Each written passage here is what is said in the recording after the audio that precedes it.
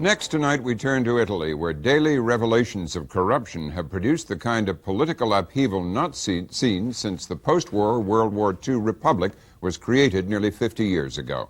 On Sunday, Italians will vote in a referendum on changing some of their political institutions. Gillian Findlay of the Canadian Broadcasting Corporation's prime time news program has a report. Mozart would have loved the irony. Don Giovanni, the story of an unrepentant sinner, playing to the rich and powerful in Milan. The opera attracts a crowd, but these days in Italy, you don't have to come to La Scala to see sinners being dragged down to hell. Just go to the streets.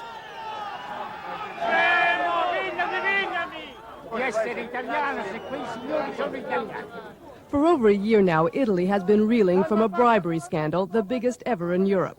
As accusations have reached higher, people have become angrier. Furious that what they used to joke about has now proven true. It's not that Italians are opposed to a little bribery. After all, favors have kept this system running for years. What this is, though, is corruption on a major scale, collusion between politicians and businessmen, some suspect even the mafia. It's become known as Tangentopoli, Kickback City, and it struck a latent nerve in Italy. What's happening now is nothing short of a revolution, the destruction of a political order, the fall of a ruling class.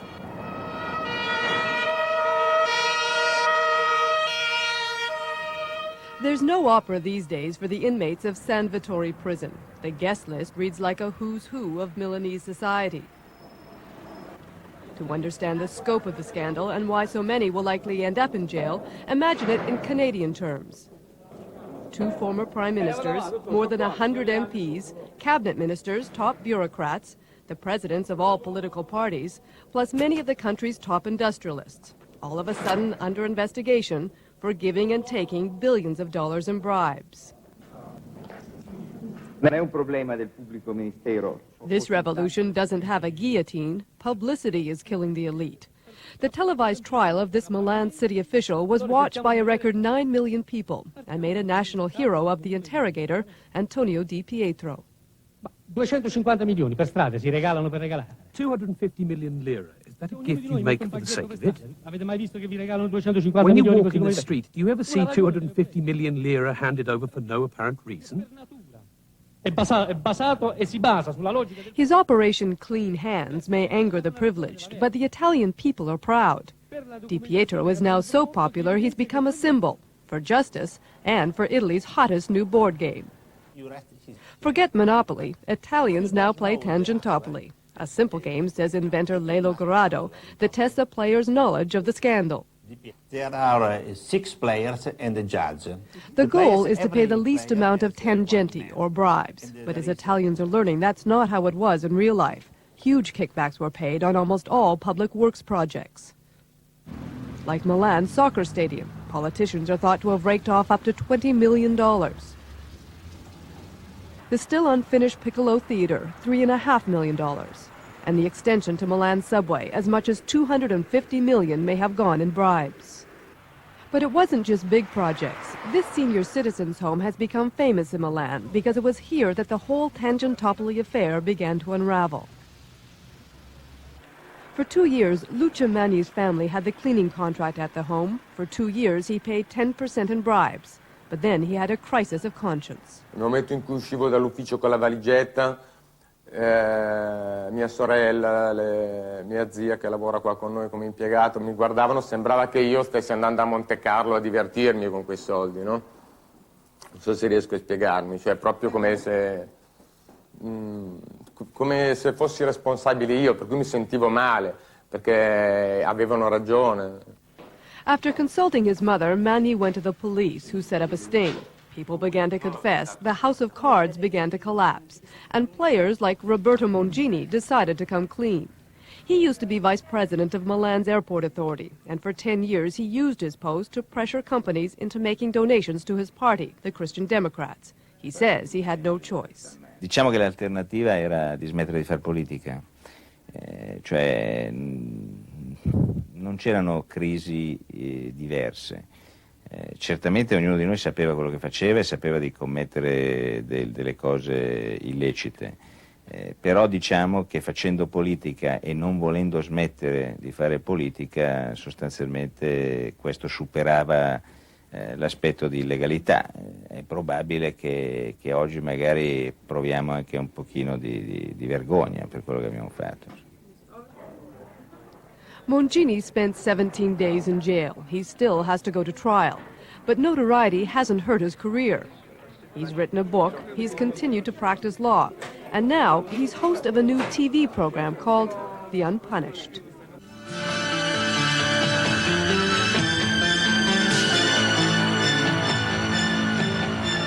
Despite all that's happened, he says he doesn't feel guilty. Io non è che in definitiva amo definirmi un pentito, io amo definirmi una persona realista, cioè io mi sono reso conto che questo sistema è finito e che questi magistrati avevano capito tutto di questo sistema. Credo che anche gli altri dovrebbero fare come me. For many politicians and businessmen, the road to reform starts here at Milan's Palace of Justice. Instead of waiting for the policeman's knock, many are coming in on their own accord, running the gauntlet of cameras and reporters who've taken up residence outside the investigator's office.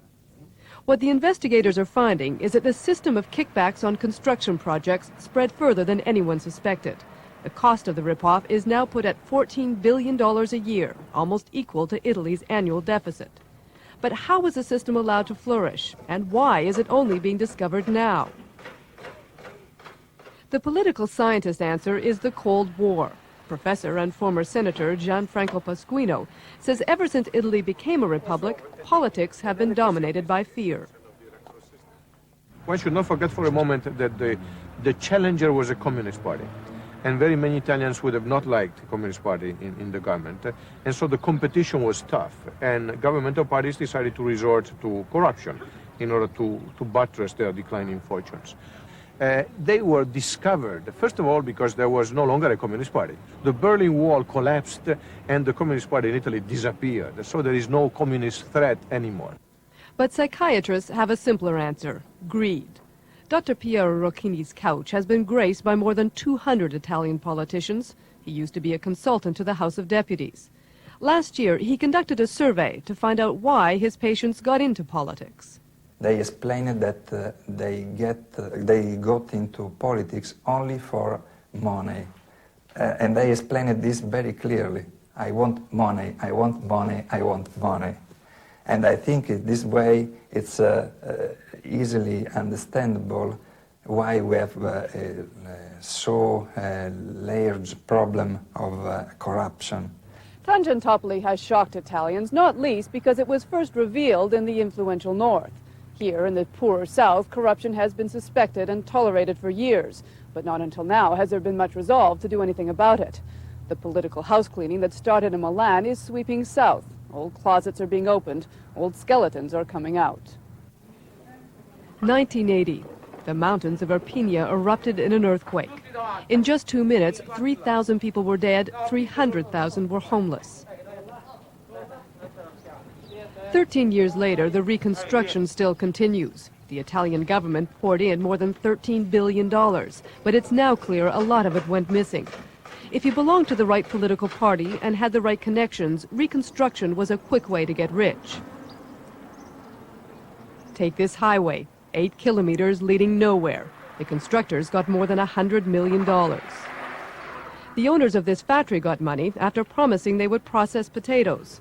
$15 million later, they have yet to produce a French fry. Meanwhile, hundreds of families still live in temporary housing.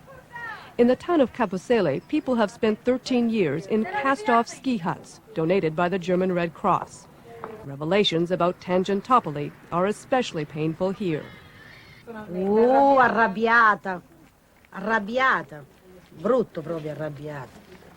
Perché vedendo noi, per esempio, viviamo con uno stipendio, siamo onesti e gli altri prendono miliardi, miliardi e non pagano tasse, secondo me.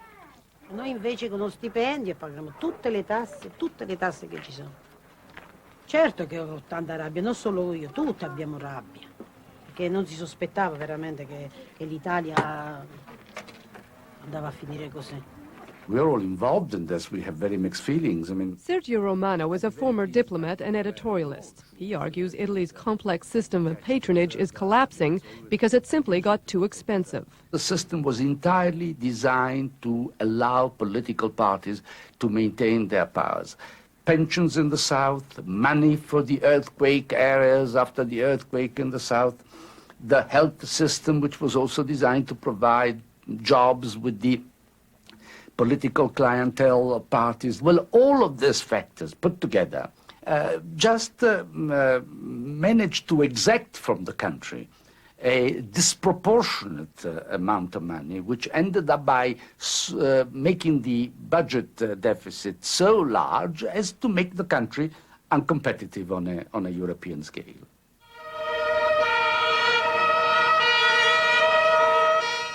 The further south you go, the more insidious the patronage becomes. Naples is mafia country, and last week's roundup of local politicians and officials heralded a new chapter in the Tangentopoli affair. Today, it's southern courthouses that are besieged by journalists and cameras. Here to catch a glimpse of nervous officials summoned to tell what they know about contracts and the mob. This dragnet has reached right to the very top.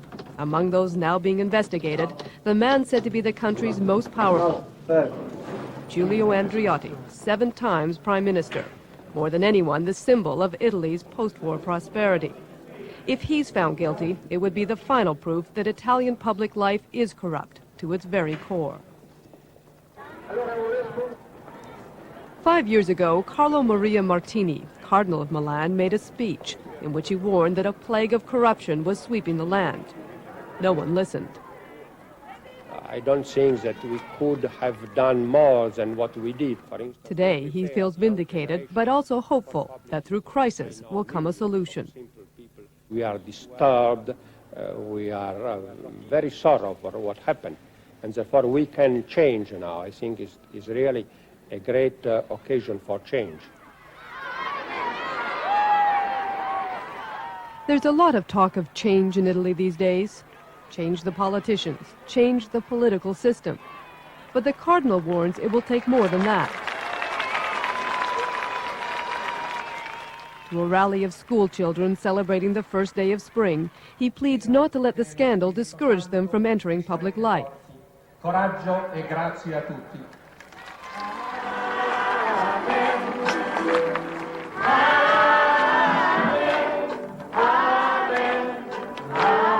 And in the end, as 50 years of political order crumbles around them, it may be all Italians can hope for, that the hands of the next generation will be cleaner than the last.